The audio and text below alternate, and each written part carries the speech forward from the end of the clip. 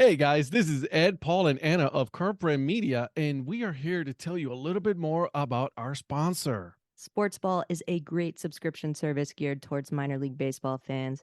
Each box features a different minor league team. You get a box every 3 months with minor league baseball gear, including different styles of hats like Ed's favorite, the dad hat. The cost is less than $12 a month. Proceeds from each box goes to More Than Baseball, the only nonprofit dedicated to the well-being of minor league baseball players. We all know that Parents' Days are coming up this summer, so if you've got a mom or a dad or a grandma or a grandpa who are particularly difficult to buy for, but you know they're baseball fans, this is the answer, guys. Meet your new favorite team at sportsballbox.com. Is there anybody there?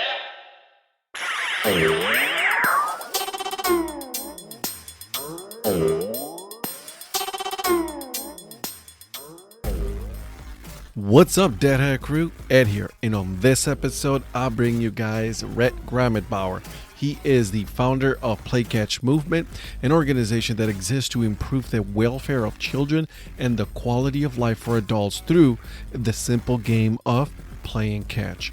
We talked about how he started the organization and then some of the things that they're working on to bring out to schools and other organizations, curriculums, things like that, so that way they can also participate in the play catch movement. You can always go on playcatchmovement.org. But guys, without further ado, I'll give you the episode.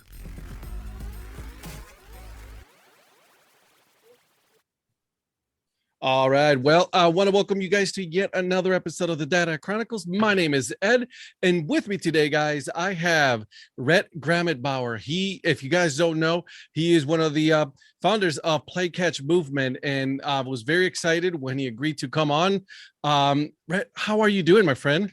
I'm doing really well, Ed. Thank you so much for having me on. It's I never miss a chance to talk to a baseball fan, especially about play catch. So just a pleasure to be with you. Awesome. Thank you so much for doing this.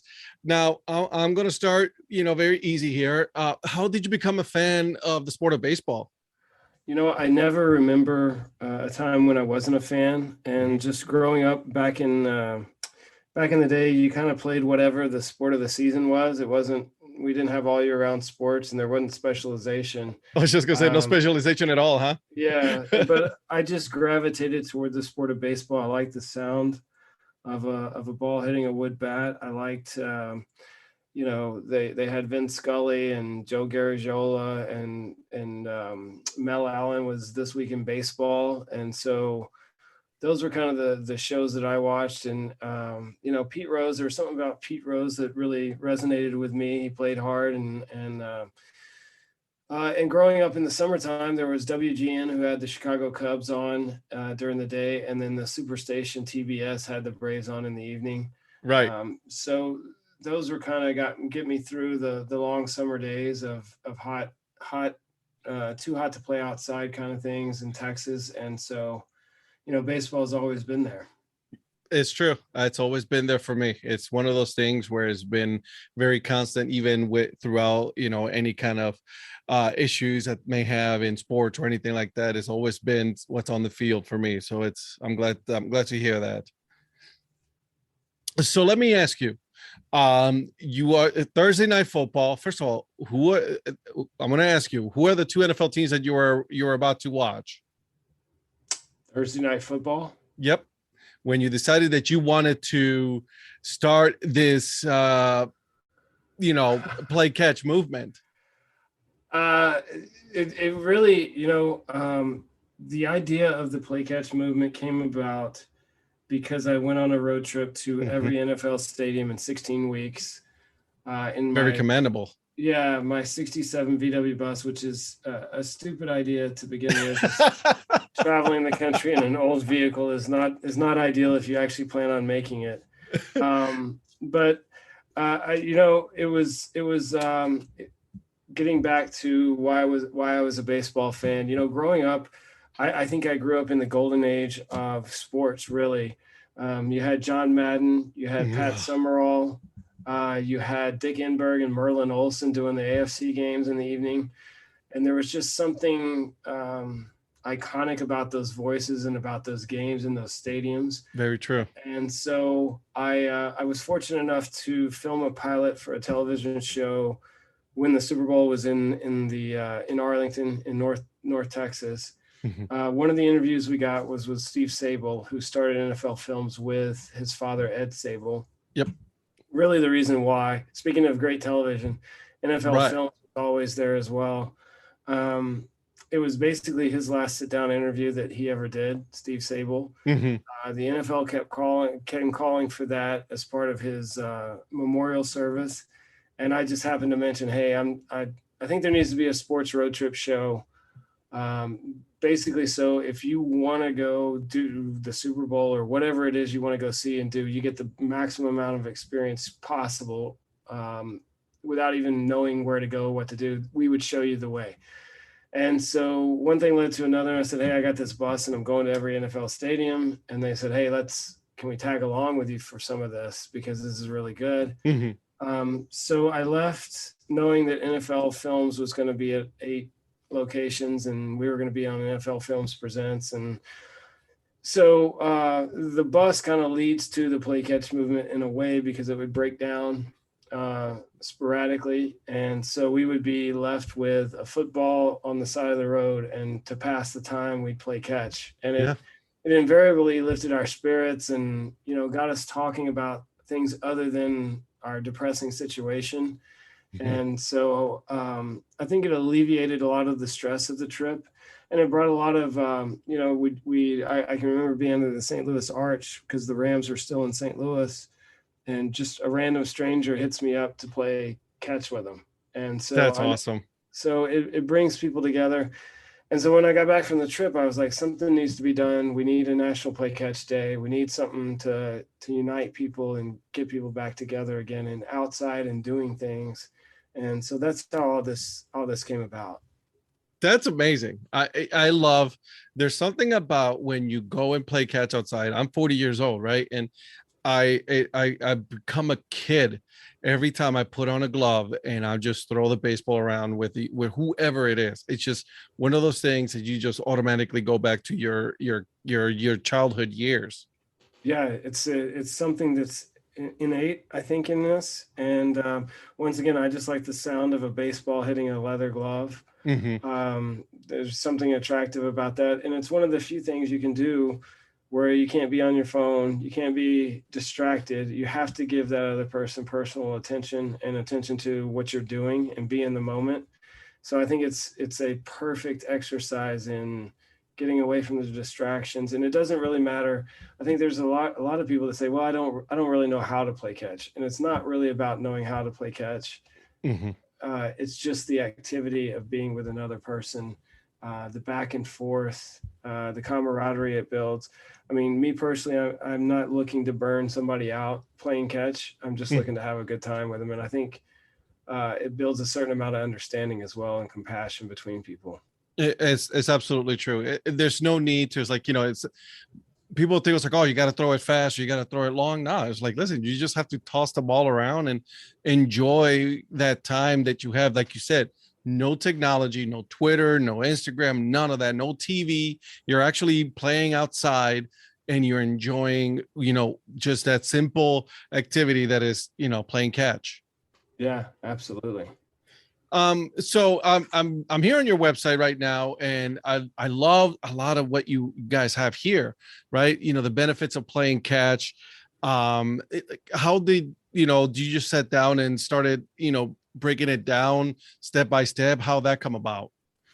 Well, actually, I thought, if this is going to really gain traction to the masses, there needs to be some verifiable benefits and evidence to what playing catch can do to you. So, or do for you and other people. And so I began to research the benefits of playing catch. Even, stroke victims, one of the first things they're going to do is play catch with somebody because it helps build the motor skills. If you're a small child, building motor skills, that's what it's about.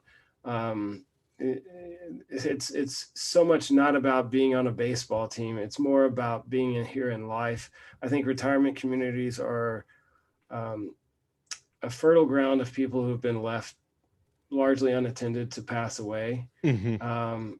And even they benefit from playing catch, and it helps them be part of the community as well. But studies have shown that they actually fall less if they are allowed to play catch every once in a while, as part of a routine. Hmm. So there's all kinds of benefits to it. The big audacious goal, I think, for the play catch movement is to end school violence, because I think if you got the school jock playing with the guy that or girl that doesn't have anybody, it's not normal for people to go shoot up a school. No, I think it's not. I think they've lost hope, and if somebody just showed them an ounce of compassion, I think it would go a long way for turning the corner. And I'm not here to argue one way or another about gun control or anything like that. I'm here to offer a possible solution that everybody can do, and that's simply playing catch. Yeah, I'm 110% with you there.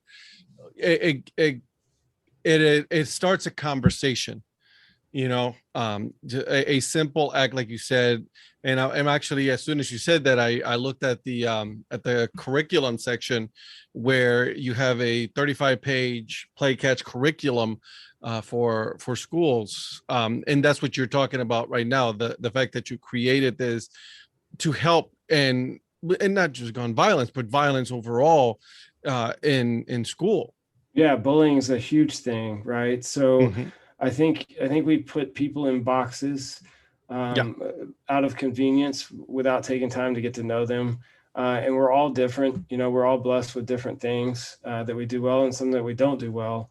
And I think ignoring those people who aren't like us is just a source of alienation, isolation, and bullying, for lack of a better term. So I think, I fail to believe that people are bad, and that if not given alternatives, that they wouldn't do better. And so our curriculum is a way to not only get people or kids moving and a way to exercise in a fun way, but actually get to know their classmates a little bit better on a personal level. And that curriculum, by the way, is free to download. So Yep.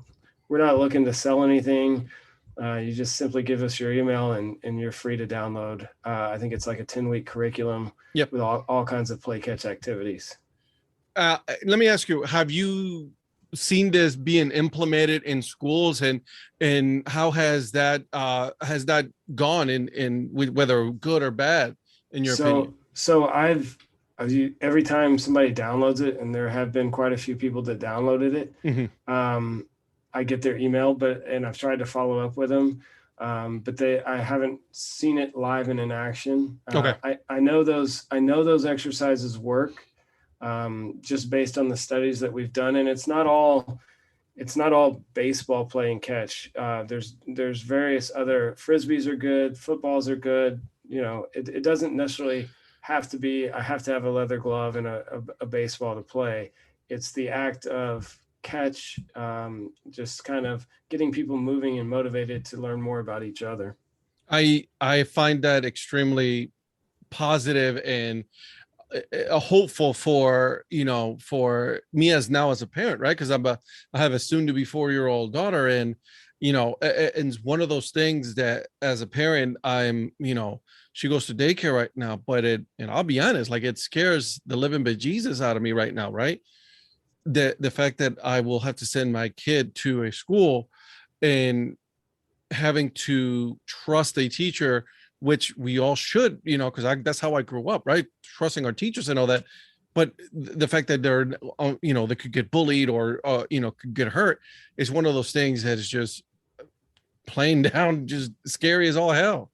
Yeah, I mean, even if you're the popular kid, doesn't mean you have everything figured out. So, and a lot of those kinds of people will hide that they don't have it figured out, and maybe resort to bullying to make themselves feel better. Mhm. But yeah, it's and I've attended like Rachel's Challenge presentations, and Rachel Joy Scott was the first person killed at Columbine High School back in, I don't know, it's 20 something years ago now. Yeah.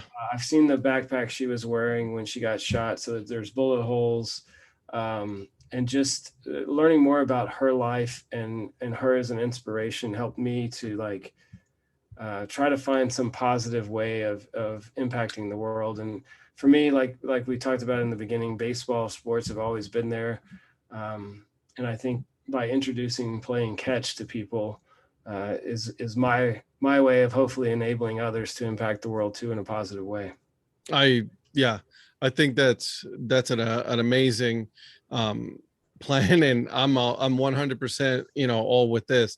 I just want to find a way to just implement this in other ways as well, not just in schools, but churches and other kind of events, or just even in your own street, right? Like you can just ask the kids to just, hey, you know what, let's play catch and see how that goes. Because well, a lot has been made about how the family dynamic in the United States, right, and how troubling it is, single parent households. And me as a parent myself, it is a daunting task to raise a kid. If you have a spouse, if you don't have a spouse, if you're a single mother, single father, it is really tough to connect with your kid, to provide for your child. If you have more than one, it's even more, it's exponentially more difficult. And so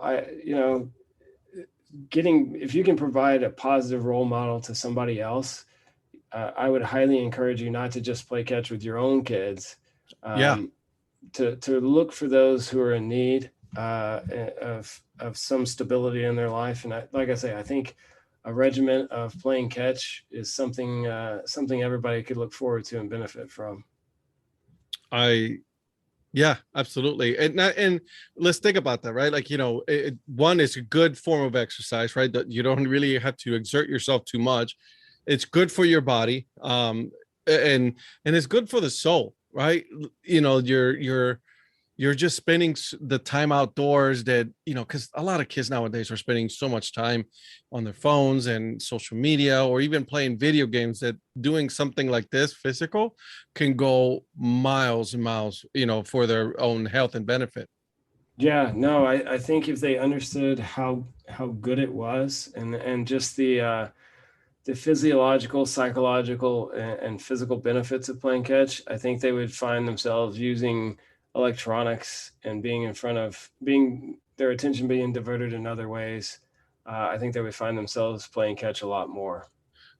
Something that I want to get back to, because you said something that really piqued my attention was, yes, it's play catch, but you don't necessarily say play catch for baseball, because this could definitely be used with other things, right? A football, a basketball, or whatever.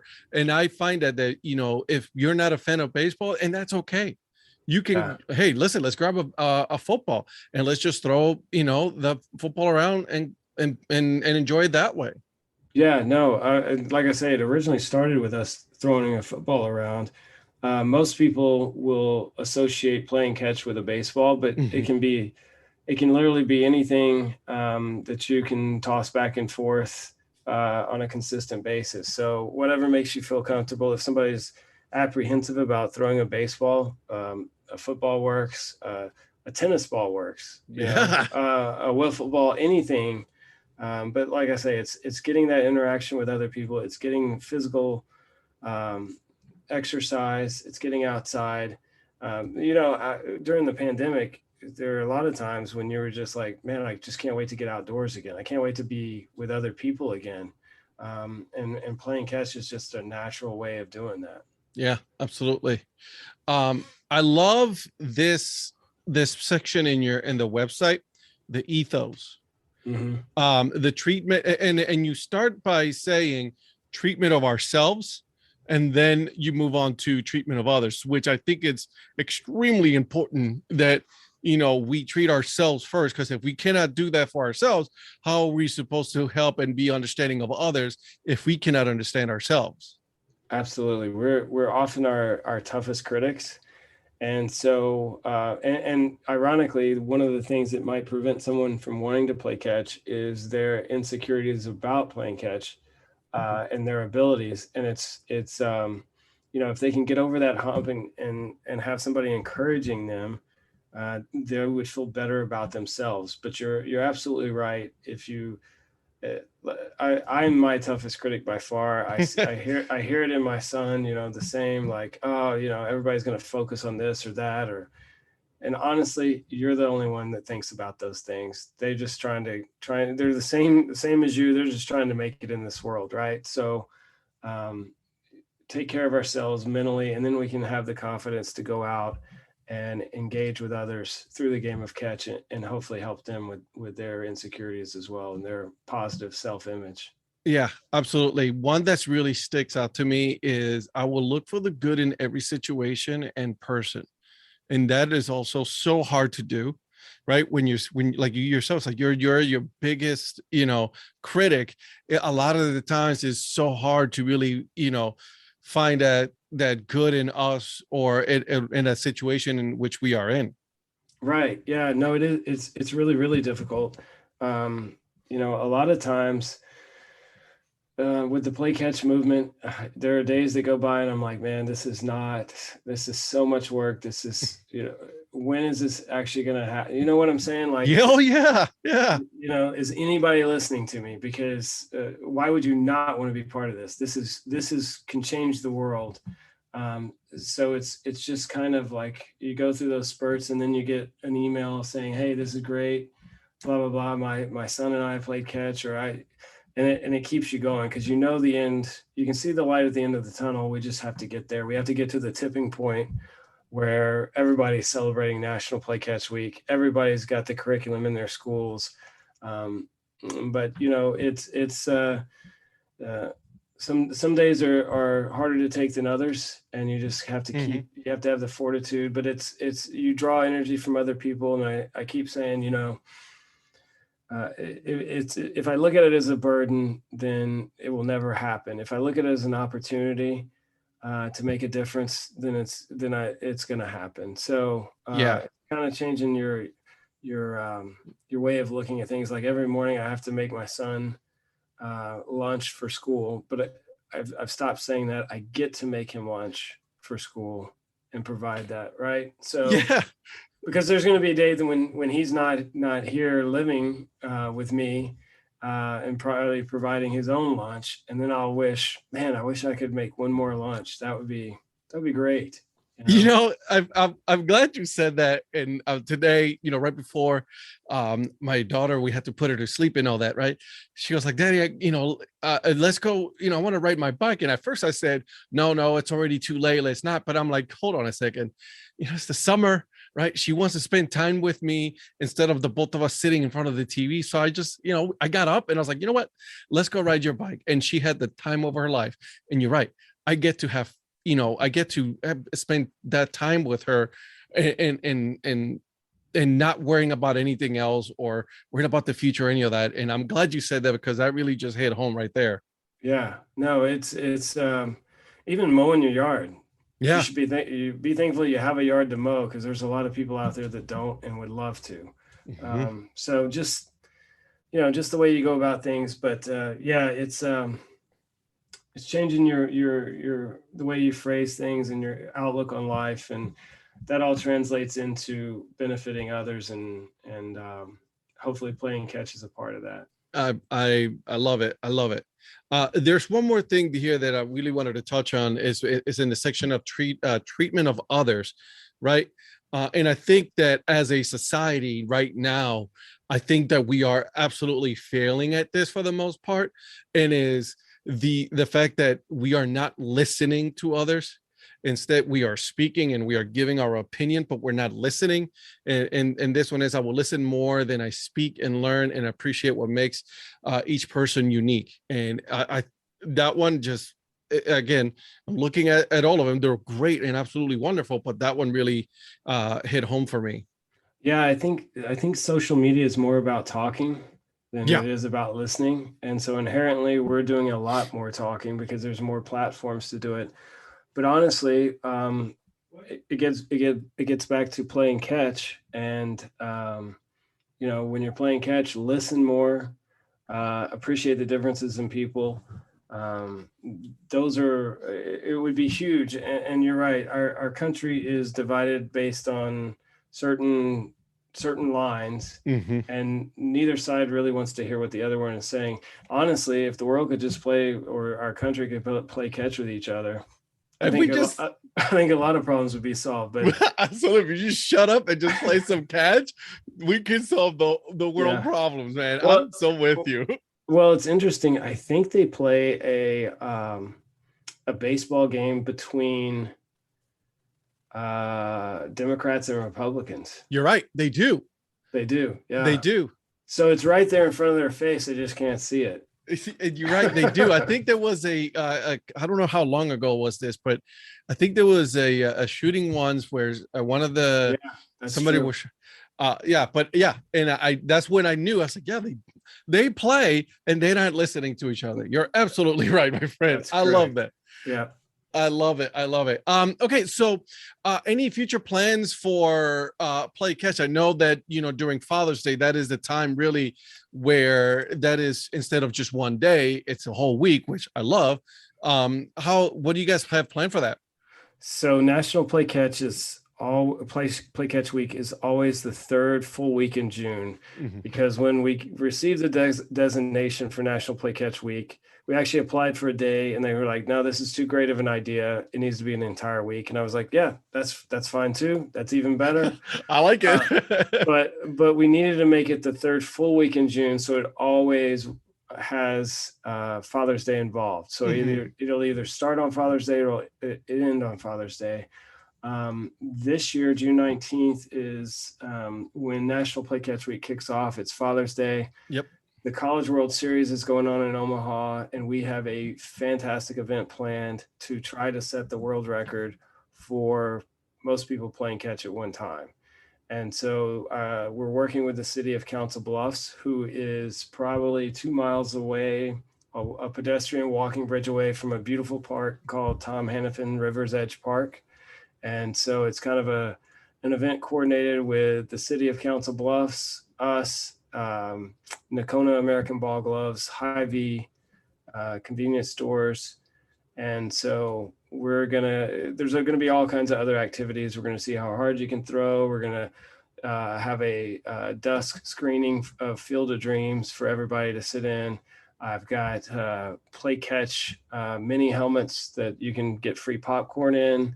Nice. There's all kinds of activities, family activities going on. I think it's the first 1,000 pairs get a commemorative baseball to use during the play catch event. So that's just part of it. I get contacted on a weekly basis. Hey, I'd like to have a play catch event in my area. So it's coordinating all year through those kinds of efforts, different play catch events. But National Play Catch Week, it's been recognized by the Detroit Tigers, the MLB Network, like I say, Nakona American Ball Gloves. Dan Patrick show was actually featuring our website and said, is it play catch or is it have a catch? That's right. The biggest debate about this is either have a catch or play catch. Yeah. So there's all kinds of activities going on, but June 19th, hopefully in Council Bluffs, we can have a great event. It's free to everybody that comes out. And it's right, like I say, within 2 miles of the stadium for the College World Series. So if those fans aren't doing anything that particular day, their team's not playing, they can come over and that's awesome. Be part of it. Food trucks, everything. So yeah. And then it's about getting, I think these habits have to start when you're young. It's harder, obviously, to create a habit when you're older and more set in your ways, but it's about getting that curriculum adopted, not only by schools, but corporations can actually benefit from playing catch because cross functionality of teams that people don't know each other. And it's a great event to have. You can sponsor a play catch event in the neighborhood, boys and girls clubs. That's kind of where this whole thing hopefully is headed. But like I say, the big audacious goal is to end school violence through the game of catch. I love it. I think that's great, my friend. I love it. I'm going to try. I will definitely be playing catch on that day for sure. Or actually, I'm going to try to see if I can do it the whole week here in North Carolina. So stay tuned for that. Yeah, no, that's what it's all about. Just getting out, playing catch, and having fun. And especially that part right there. Have fun. So, all right, my friend. Are you ready for this these are the toughest questions you're gonna get here now. My favorites, not so favorites questions. Yeah, go ahead, man. Fire All right. away. All right. So here we go. When you go to a ball game, all right, as a fan, what is your drink and food of choice? Yeah, I'd have to go with probably whatever the local beer is. So if you're in Chicago, it's probably Old Style and a hot dog. Nice. If there's, I try to stay local as much as I can, but it's tough to beat a really good hot dog at a baseball game. You cannot beat a hot dog in a baseball game, and you're absolutely right, my friend. I think it's great. Okay. So how many chickens do you think it'll take to carry an elephant across the road? Chickens? Yep. Oh, wow. Yeah, that would be tough. I'd probably 600-700. Yeah, I like that number. I like it. It's a good round number right there. All right. Would you rather have no nose or no arms? Well, I'd probably say no nose. Yeah. I mean, you Yeah. can't play catch if you don't You have. can't play catch if you don't have any arms. All right. What is your spirit animal? I gotta go with like a lion. I like it. I like it. If animals could talk, which animal do you think would be the most boring animal? Probably the sloth. Dude is just moving. I was like, I can't with this conversation. Yeah, he'd be tough to talk to. I like it. What is in your opinion, what is the worst song ever?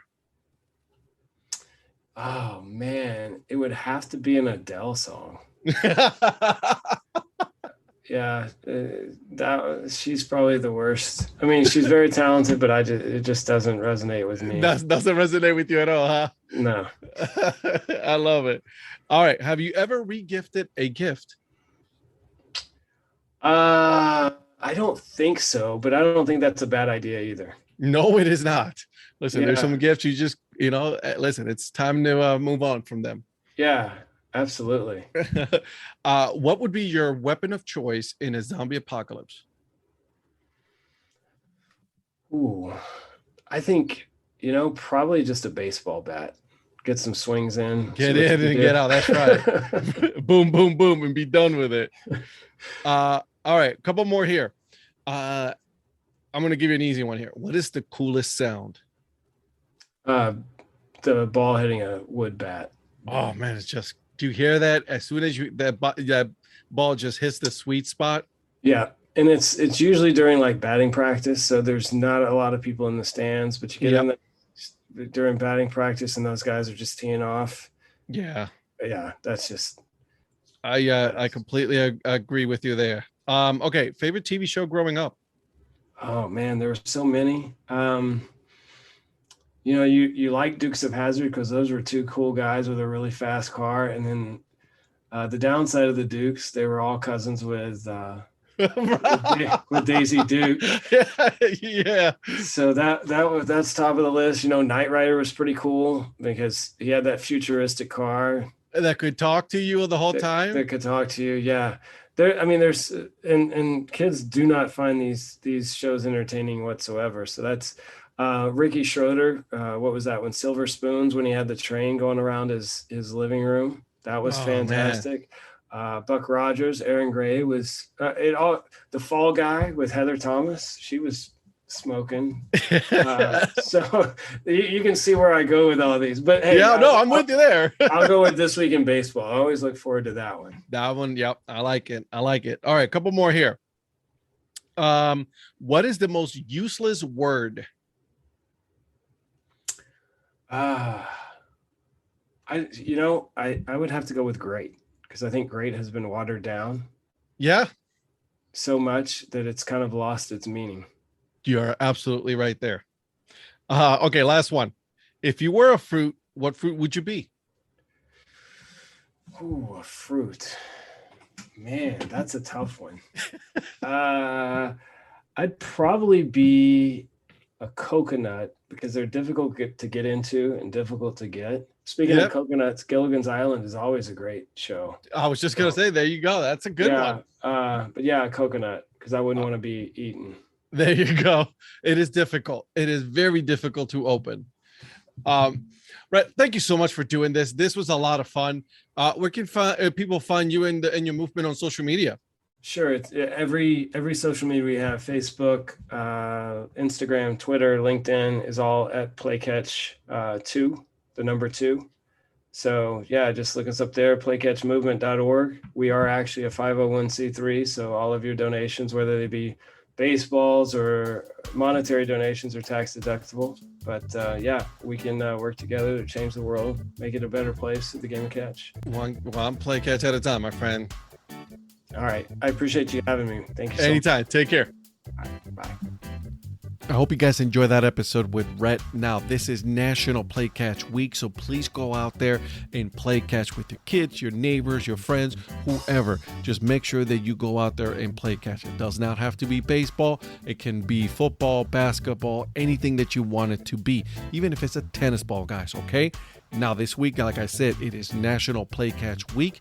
I am also going to be releasing another episode. This one is going to be with my friend Ethan Bryan, and we talked about the advantages of not only physically, but also mentally that playing catch can have on a person. It is going to be a lot of good information, so stay tuned for that as well. Make sure you guys are subscribed to the podcast, so that way you guys are always in the know. Hit the subscribe button, give it 5 stars, and leave a comment. Okay, guys? And until then, keep on grinding and always support the minor leagues. See ya.